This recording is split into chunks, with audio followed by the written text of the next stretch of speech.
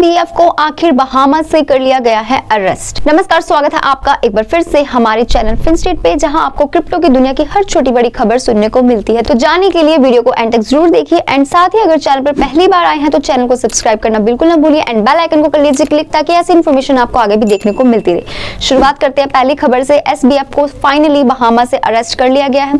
गिरफ्तारी जो हुई है सैम बैंकमैन-फ्राइड की, वो मंगलवार को यूएस लॉ मेकर्स के बीच शेड्यूल्ड अपीयरेंस जो थी उसको वो देने वाले थे, जब उससे एक दिन पहले ही उसे गिरफ्तार कर लिया गया, जहां वह एक वीडियो लिंक के माध्यम से गवाही देने की योजना बना रहे थे।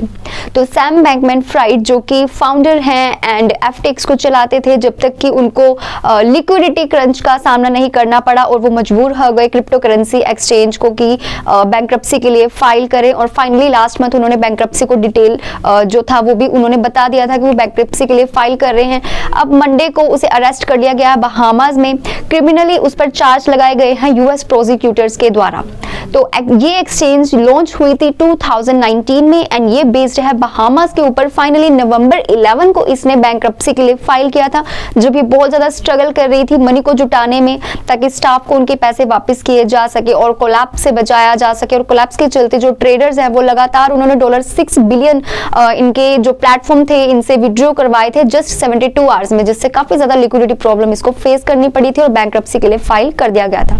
तो एक स्टेटमेंट जो बहामास पुलिस की तरफ से आई है उसमें ये कहा गया है कि बैंकमैन-फ्राइड को अरेस्ट कर लिया गया है मंडे को 6 बजे के बाद उसके अपार्टमेंट कॉम्प्लेक्स से, जो कि लोकेट है अल्बेनी नासुआ, जो कि बहामास में। इसी के साथ अगर चार्जेस की बात करें तो एसबीएफ को चार्ज किया गया है conspiracy, wire fraud, money laundering के लिए justice department securities violations SEC के द्वारा।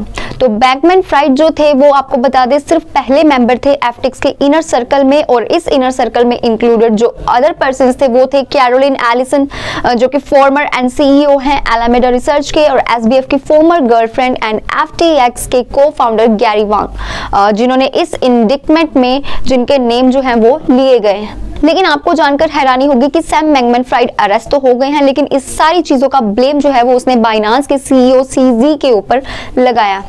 सैम बैंकमैन-फ्राइड का मानना है कि जो एफटीएक्स इतनी बुरी तरह से गिरा है पूरे वर्ल्ड में, वो इसलिए गिरा है क्योंकि कुछ योजनाएं बनाई जा रही थी बाइनांस के सीईओ सीजी के द्वारा, ताकि इस एक्सचेंज को गिराया जा सके। एक फोर्ब्स में एक इंटरव्यू के दौरान जो कि दिसंबर 12 को हुई थी, जिसमें सैम बैंकमैन-फ्राइड ने ये बात कही थी कि बाइनांस के जो सीईओ हैं चैंगपेंग ज़ाओ यानी कि सीजी जिनका नाम है, इस एक्सचेंज की फेलियर के पीछे इन्हीं का हाथ है।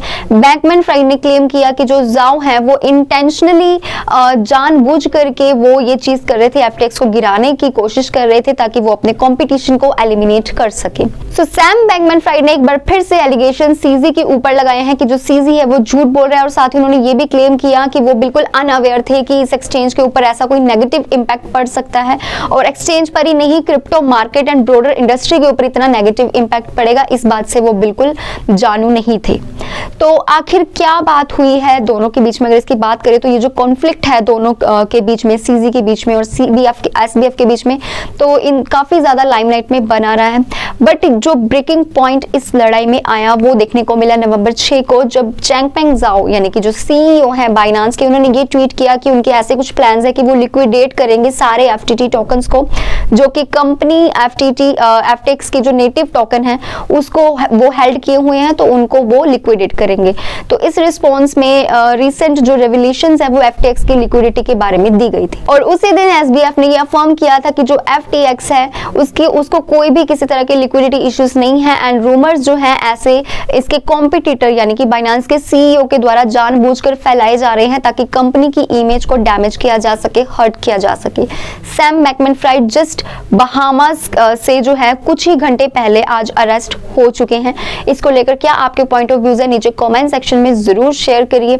बहुत लोगों के पैसे एफटीएक्स में डूबे हैं, अगर आप भी उनमें से एक है तो जरूर अपने पॉइंट ऑफ व्यूज हमारे साथ साझा करिए। तो बढ़ते हैं आगे क्रिप्टो मार्केट के प्राइसेस की तरफ, जहां बिटकॉइन 1% से हाई में ट्रेड कर रहा है, वहीं डोज कॉइन का डोज भी 2% से गेन में ट्रेड कर रहा है। शिबा इनू का शिप 2% से डाउन में है, और इथेरियम का ETH भी 1% से राइज है। तो बिटकॉइन का जो BTC है वो 1% से हाई में ट्रेड कर रहा है, वहीं इथेरियम का ETH भी 1% से हाई में ही गया है। आज डोज कॉइन का डोज भी 2% से गेन में ट्रेड कर कर रहा है और BTC आज का मोस्ट ट्रेंडिंग जो करेंसी है वो बन चुकी है। लेकिन बिटकॉइन SV का BSV आज का टॉप गेनर बना है 8% के गेन के साथ।